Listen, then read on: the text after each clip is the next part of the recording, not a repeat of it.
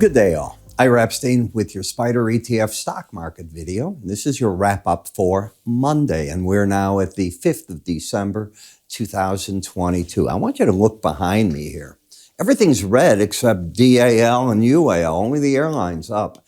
Everything else was in the red today.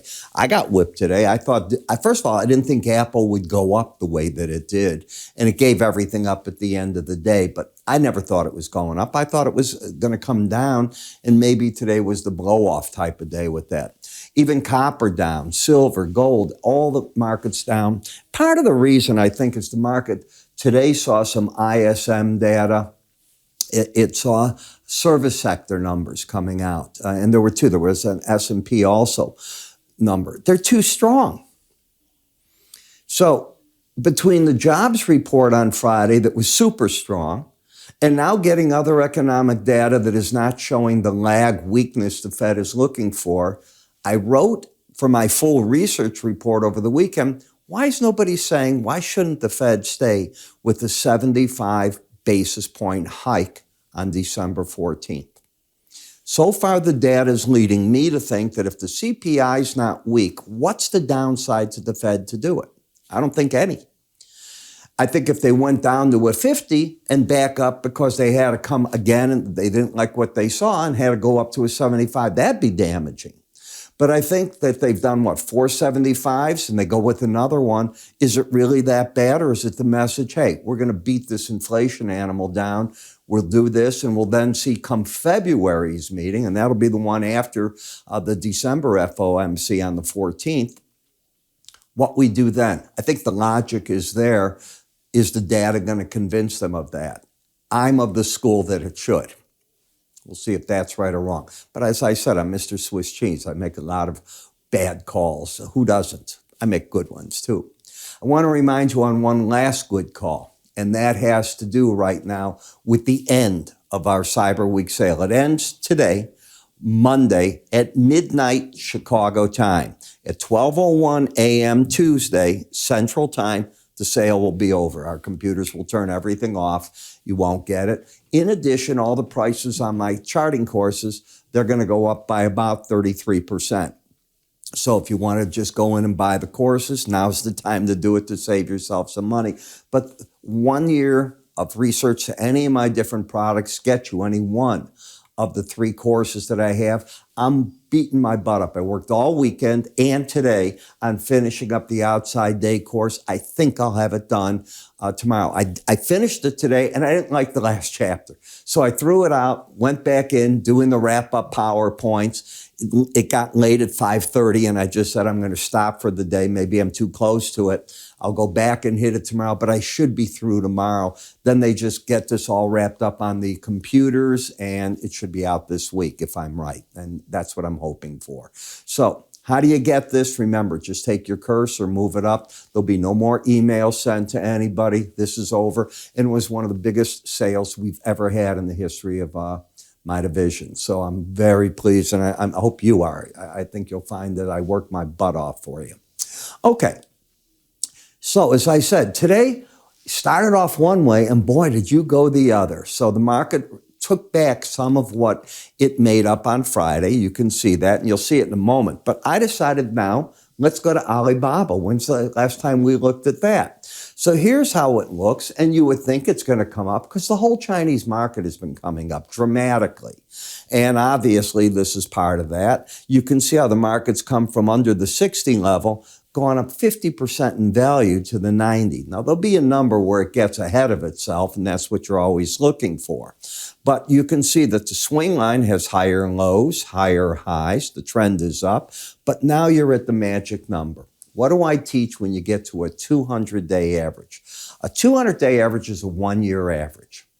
It is time that you bail. I teach that you come out if you're long against it on the upside or the downside. And I'm always looking, what does the slow stochastic do with it? Because if you're embedded, there's ways to maybe not dump the whole position.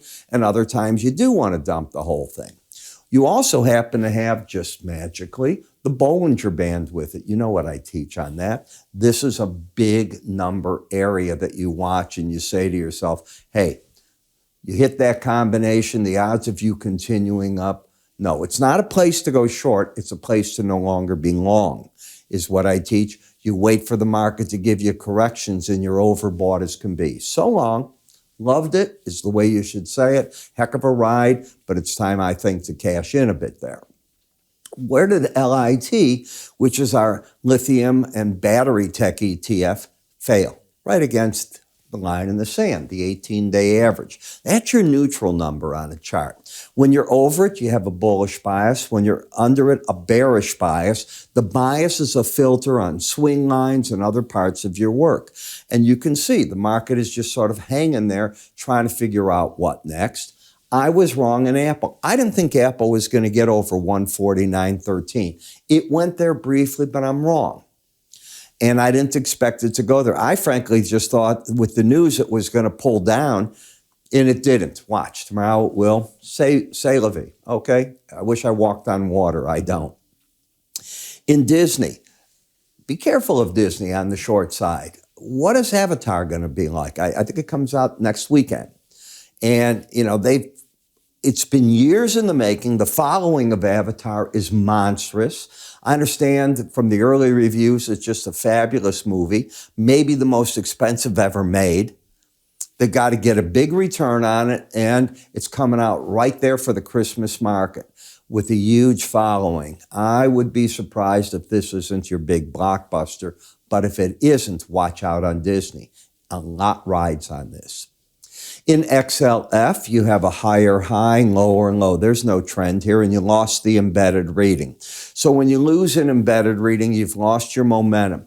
Where do I think possibly bigger support lies? The combination of the 200-day average and the Bollinger Band, 34.47 to 34.40. But today was the day where I think the longs should have bailed up here the other day. But certainly when you lose an embedded reading, let's see if I can get this to step back. This is the market on Thursday. Here's Friday. What's the reading? What do I teach you? If you have an embedded reading, and let's get back to that if I could. I want to come back this way. Embedded means that you're running. Both the red and the blue lines are going sideways over 80 for several days or more. When it's lost, the odds are super strong that the market's going to make a return to the closest main moving average under it, in this case, the 18-day. Bingo. You want these edges. That's why these courses are important. These are things right in front of you that you got to ingrain into yourself. They give you, I hope, the word is I hope, an edge. What did you do tonight? You lost the embedded reading in this market, in XLI. Okay, so I'm looking for the 18-day average now. Before you get up and over the most recent high, that's where I think you'll go. To me, that's valuable information. Semiconductors, okay. You had lost your embedded reading back here, and I was looking for the 18-day average. You got it. You haven't gone anywhere since then. Stand back. You have the trend down, the bias up. The market hasn't set up a pattern to trade from. Home builders, okay. I have trouble wanting to be bullish home builders at 6% plus mortgages. I have trouble when the Fed is still going to continue to press the economy to hurt labor and so on. I do realize there's a shortage of houses, and you're not going to take care of it. I did a piece today for Bloomberg and on their podcast, and I was asked about lumber. And I don't know if you've watched lumber. It's fallen over 60%, 60% this year. And is it going to bottom here? I said, why? The big market for it, new homes, isn't there. And it's not going to be there under this current Fed thinking. And certainly not going into Christmas time, just put it all together. So that was basically what I was saying. I'm not a bottom picker. I'm a trend trader. I hope I am, or trying to be. And what do I do with it? When I see something like that, I walk away. Well, in this, you got a higher high, lower low scenario. You're got over for a couple of days, the 200-day average, and you're right back in it. And this was the spot where I think the pros came out. Not here. Here, the first challenge of the 200-day in the upper Bollinger Band. In the energy, I don't know what to do with it. I'm lost. I don't know if this cap that they put on from the G7 and the European Union, puts a bottom under the market in some manner because Russia may stop producing as much oil, they say, or does it do something else with the market and make it bearish like this? Why is it bearish? I think it's bearish because the Fed and other economies, we're going to go up on interest rates for a long time. What does that do for oil prices? OPEC is so confused that over the weekend, they did nothing. They said they see the bullishness coming out of China as they release their COVID restrictions. However, at the same time, what does the cap mean on Russian oil? They're just going to sit tight. Maybe that's what we have to do. But this chart turned very bearish. Would I ever tell a client to go short under a Bollinger Band? No. Would I tell them to cover on the first challenge of it when you're not embedded? Yes. That doesn't mean I'm bullish. In GLD, right up here was the zone 2 days ago to come out. First challenge of the 200-day average upper Bollinger Band. Not bearish the market, but I have no reason to be bullish with the stochastic reading like that, and you've hit your numbers. Bye-bye. Silver. Well, gold's got a problem for that reason. Why would silver stay over the upper Bollinger Band in a way you're correcting right now? That's what's going on. However, what I like about silver is that you had a bullish crossover in the market. Now, stay with me right here. Here's the 18 and the 200-day average, okay? And this was Thursday. On Friday, you get the bullish crossover. In theory, the way that I teach the charting, we should make a higher high than this, and that's all that I'm looking for. You haven't really done it yet. So I'm waiting to see if that comes back in. In the copper market, you're up and riding against the upper Bollinger Band. You're trying to develop now, and you're getting it, the embedded reading. You need 3 days over 80 to get the embedded reading. 1, you got this one on Friday, so that's 2, and the day before. So you got your fully embedded reading. It hit today. Is the market going to hold on to it? Why?